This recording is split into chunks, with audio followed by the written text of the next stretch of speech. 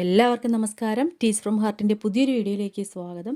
എൻ്റെ പ്രിയപ്പെട്ട NS+2 വിദ്യാർത്ഥികളെ, ഞാൻ നിങ്ങളുടെ സ്വന്തം ശ്രീലേഖ ടീച്ചർ. നമ്മൾ 2024 ഏപ്രിൽ എക്സാമിലേക്ക് വേണ്ടിയിട്ട് ബിസിനസ് സ്റ്റഡീസ് എന്ന സബ്ജക്റ്റിൽ ഏറ്റവും ഇമ്പോർട്ടൻ്റ് ആയിട്ടുള്ള ചാപ്റ്റേഴ്സ് ഞാൻ നിങ്ങൾക്ക് പറഞ്ഞു തരികയാണ്. അതായത് നമ്മൾ ഇതിന് മുന്നേ ഉള്ള വീഡിയോ കഴിഞ്ഞ ദിവസം എന്തായിരുന്നു, നമ്മൾ അതിൻ്റെ ഏതൊക്കെ വെയിറ്റേജ് മാർക്ക് നോക്കിയായിരുന്നു അല്ലേ. അപ്പോൾ വെയിറ്റേജ് മാർക്ക് മുതൽ തന്നെ തുടങ്ങാമെന്ന് കരുതി. കുറച്ച് പേര് ഒരു കമൻ്റ് അതിൽ കണ്ടായിരുന്നു, ഇത് മുന്നേ ടീച്ചർ പറഞ്ഞു തന്നതല്ലേ എന്ന്. അത് കാണാത്തവർ ഇനിയും ഉണ്ട്. അതുകൊണ്ടാണ് ഞാൻ വീണ്ടും ഒന്നുകൂടി അത് മുതലേ തുടങ്ങാമെന്ന് വിചാരിച്ചത്. അപ്പോൾ വെയിറ്റേജ് മാർക്ക് നമ്മൾ നോക്കുമ്പോൾ 20 മാർക്ക് വെച്ചിട്ട് 2 മൊഡ്യൂളിൽ നിന്ന് നമ്മൾ പഠിച്ചു കഴിഞ്ഞാൽ 20 മാർക്ക് വീതം കിട്ടും. അപ്പോൾ തന്നെ നമുക്ക് 40 മാർക്ക് അവിടെ നിന്ന് സ്കോർ ചെയ്യാൻ കഴിയും. പിന്നെ 15 വീതവും ഉണ്ടല്ലേ. അപ്പോൾ അങ്ങനെ എളുപ്പമുള്ളതും നമുക്ക് ഏറ്റവും കൂടുതൽ മാർക്ക് ലഭിക്കുന്നതുമായിട്ടുള്ള ഏരിയാസ് നമുക്ക് പഠിച്ചു പോവാം. അങ്ങനെ നോക്കുകയാണെങ്കിൽ മൊഡ്യൂൾ 6 ഇന്ന് നമ്മൾ പഠിക്കുന്നത്. ആ ചാപ്റ്ററിൽ നിന്നുള്ള പ്രധാനപ്പെട്ട വൺ വേഡ് ക്വസ്റ്റ്യൻസ്, ആ ചാപ്റ്ററിലെ ചാപ്റ്റേഴ്സിൽ നിന്നുള്ള പ്രധാനപ്പെട്ട വൺ വേഡ് ക്വസ്റ്റ്യൻസും പറഞ്ഞുതരാം. ഓരോ ചാപ്റ്ററിലെയും പ്രധാനപ്പെട്ട ഷോർട്ട് ക്വസ്റ്റ്യൻസ് 2 മാർക്കിൻ്റെയും 3 മാർക്കിൻ്റെ 5 മാർക്കിൻ്റെ ക്വസ്റ്റ്യൻസും കൂടി പറഞ്ഞു തരാം. അപ്പോൾ വീഡിയോയിലേക്ക് പോകുന്നതിന് മുമ്പ് നിങ്ങളും തിരിച്ച് സപ്പോർട്ട് ചെയ്യുക. ആരെങ്കിലും ചാനൽ സബ്സ്ക്രൈബ് ചെയ്യാതെ കാണുന്നുണ്ടെങ്കിൽ ഒന്ന് സബ്സ്ക്രൈബ് ചെയ്ത് സപ്പോർട്ട് ചെയ്യുക. അതുപോലെ തന്നെ നിങ്ങൾ എന്ത് ചെയ്യുക, പലർക്കും നമ്മൾ അപ്ലോഡ് ചെയ്യുന്ന വീഡിയോസ് കിട്ടുന്നില്ല എന്ന് പറയുന്നു. നിങ്ങൾ ബെൽ ബട്ടൺ കൂടി ഓൾ എനേബിൾ ചെയ്തിടുക. അപ്പോൾ നിങ്ങൾക്ക് വീഡിയോ അപ്ലോഡ് ചെയ്യുമ്പോൾ തന്നെ എന്ത് ചെയ്യും, നോട്ടിഫിക്കേഷനായിട്ട് നിങ്ങൾക്ക് കിട്ടും. ഓക്കെ, അതറിയില്ലെങ്കിൽ അറിയാത്തവരും ഉണ്ടാവാം. അങ്ങനെയുള്ളവർ മറ്റുള്ളവരുടെ ചോദിച്ച് മനസ്സിലാക്കുക. ഓക്കെ, നമ്മളെ മക്കൾക്കൊക്കെ അറിയാമായിരിക്കുമല്ലോ കൂടുതൽ പേരുടെ. അപ്പോൾ ഒരുപാട് പേര് ഇങ്ങനെ പ്ലേലിസ്റ്റ് എടുക്കാൻ തന്നെ അറിയില്ല എന്ന് പറഞ്ഞ് വിളിച്ചിട്ടുണ്ട്. അതാണ് ഞാൻ അങ്ങനെ പറയാനായിട്ട് കാരണം. ഇനി നമ്മളപ്പോൾ ബിസിനസ് 6ാമത്തെ മൊഡ്യൂൾ 6ലേക്ക് പോകുമ്പോൾ അതിൽ 3 ചാപ്റ്റേഴ്സാണ്. 3 ചാപ്റ്റേഴ്സ് എന്ന് പറയുമ്പോഴത്തേക്ക് 10ാമത്തെ ചാപ്റ്റർ, അത് ടെക്സ്റ്റിൽ 17ാമത്തെ ചാപ്റ്ററാണ്. പുതിയ ടെക്സ്റ്റിൽ 10ാമത്തേത് ഫിനാൻഷ്യൽ മാനേജ്മെൻറ്റ്. അതുപോലെ തന്നെ 12ാമത്തെ ചാപ്റ്റർ പിന്നെയുള്ളത് sources of long term finance, അത് ടെക്സ്റ്റിൽ 16ാമത്തേതാണ്. പിന്നെ 13ാമത്തെ ചാപ്റ്റർ ഇന്ത്യൻ ഫിനാൻഷ്യൽ മാർക്കറ്റ്, അത് ടെക്സ്റ്റിൽ 18ആണ്. ഇനി നമ്മൾ ഓൾഡ് സിലബസ് പഠിക്കുന്നവരുണ്ടല്ലോ, പഴയ സിലബസ് പ്രകാരമുള്ളവർക്കാണെങ്കിലും ഈ 17, 18 പഴയ സിലബസ് പ്രകാരം 17, 18 ഇത് ഓൾഡ് സിലബസിലും ഉള്ളതാണ്. അപ്പോൾ അങ്ങനെയുള്ളവർക്കും ഈ 10, 12 ഈ ചാപ്റ്റേഴ്സ് അവർക്കും ഉപയോഗപ്പെടും. മനസ്സിലായില്ലേ? അപ്പോൾ നമ്മൾ ഇന്ന് നോക്കുന്നത് ഏതിൽ നിന്നാണ്? 12ാമത്തെ ചാപ്റ്റർ ആയിട്ടുള്ള sources of long term finance എന്നുള്ളതാണ്. അത് ടെക്സ്റ്റിൽ 16ാമത്തെ ചാപ്റ്ററാണ്. Sources of long term finance. അതിൽ നിന്നുള്ള ടെക്സ്റ്റിന് പുറകിലുണ്ടായിരുന്ന വൺ വേഡ് ക്വസ്റ്റ്യൻസ്, ഇമ്പോർട്ടൻ്റ് ആയിട്ടുള്ള വൺ വേഡ് ക്വസ്റ്റ്യൻസ് ഒക്കെയാണ് നമ്മളിന്ന് പഠിക്കുന്നത്. ഓക്കെ, അപ്പോൾ ഫസ്റ്റ് 1ാമത്തെ question, give the full form of the following abbreviation. താഴെ തന്നിരിക്കുന്നവയുടെ ഫുൾ ഫോം എഴുതാനായിട്ടാണ്. DFI എന്ന് പറഞ്ഞാൽ എന്താണ്? Development financial institutions. എന്താണ്? Development financial institutions. നമ്മൾ ഇത് പഠിപ്പിച്ച് കഴിഞ്ഞിട്ട് ഞാൻ നിങ്ങൾക്ക് മോഡൽ ക്വസ്റ്റ്യൻ, സമയമുണ്ടെങ്കിൽ ഒരു മോഡൽ ക്വസ്റ്റ്യൻ പറഞ്ഞുതരാം. അപ്പോൾ ആ മോഡൽ ക്വസ്റ്റ്യൻസിൽ ഇത് 2 എണ്ണം ചോദിച്ചിട്ടുണ്ട്. മനസ്സിലായല്ലോ? അപ്പോൾ ഇത് ഉറപ്പായിട്ടും പഠിച്ച് വയ്ക്കുക. DFI എന്ന് പറഞ്ഞാൽ ഡെവലപ്മെൻറ്റ് ഫിനാൻഷ്യൽ ഇൻസ്റ്റിറ്റ്യൂഷൻസ് എന്നാണ്. IIBI means industrial investment bank of India. എന്താണ്? Industrial investment bank of India.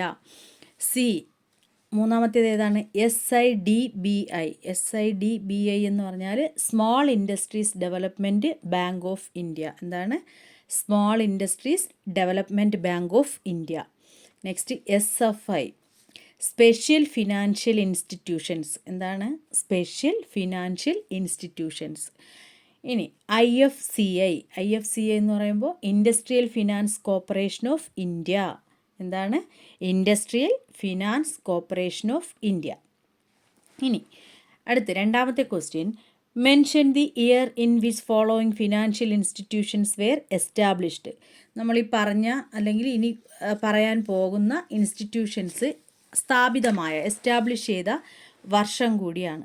IIBI എന്നാണ് സ്ഥാപിതമായത്? 1997. LIC സ്ഥാപിതമായ, എസ്റ്റാബ്ലിഷ് ചെയ്ത വർഷം 1956.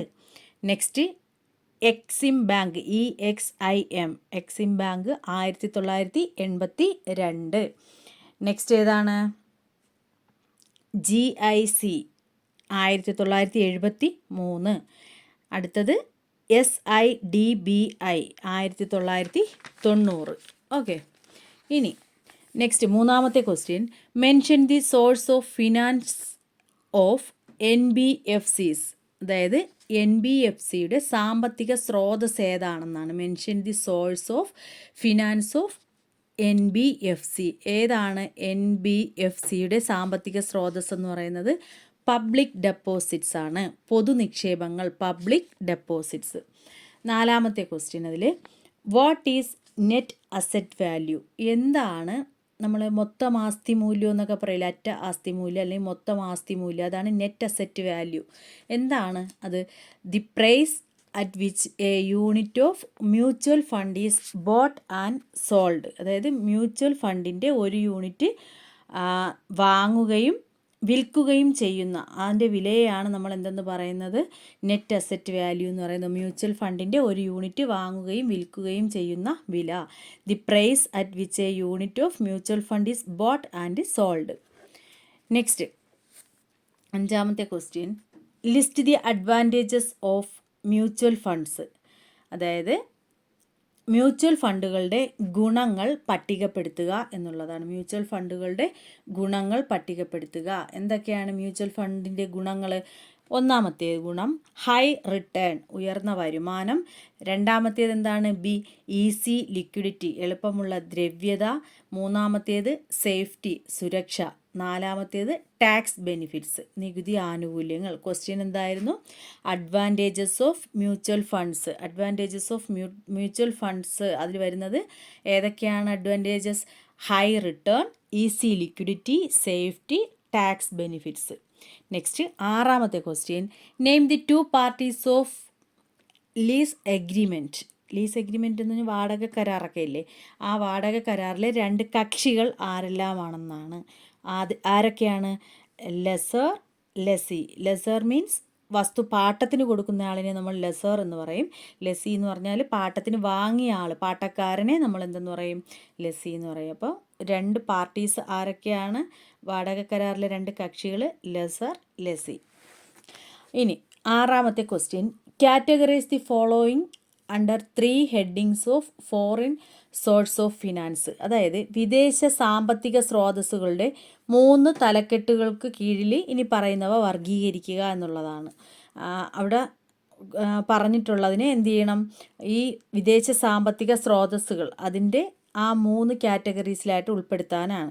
അതിൽ തന്നിട്ടുള്ളത് ADB, ADR, FCNRA, അതുപോലെ AIC, PIO, NRERA, FCCB ഇവയാണ്. അപ്പോൾ അതിൽ 3 കാറ്റഗറി ഏതൊക്കെയാണ്? ആ 3 എക്സ്റ്റേണൽ ബോറോയിങ് ഉണ്ട്, പുറമേ നിന്നുള്ള കടം വാങ്ങൽ. ഫോറിൻ ഇൻവെസ്റ്റ്മെൻറ്റ്, വിദേശ നിക്ഷേപമുണ്ട്. ഇനി നോൺ റെസിഡൻറ്റ് ഇന്ത്യൻസും ഉണ്ട്. അപ്പോൾ ഇതിൽ ഏതിലൊക്കെ വരുമെന്നാണ്.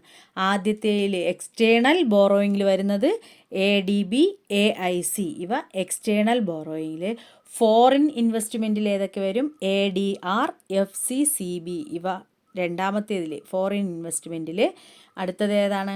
നോൺ റെസിഡൻറ്റ് ഇന്ത്യൻസ്, അത് FCNRA, PIO, NRERA ഇത്രയും അത് മൂന്നാമത്തേതിലും വരും. ഓക്കെ, ഇത്രയുമാണ് 16ാമത്തെ ചാപ്റ്ററിൽ നിന്നുള്ള പ്രധാനപ്പെട്ട 1 വേർഡ് ക്വസ്റ്റ്യൻസ് എന്ന് പറയുന്നത്.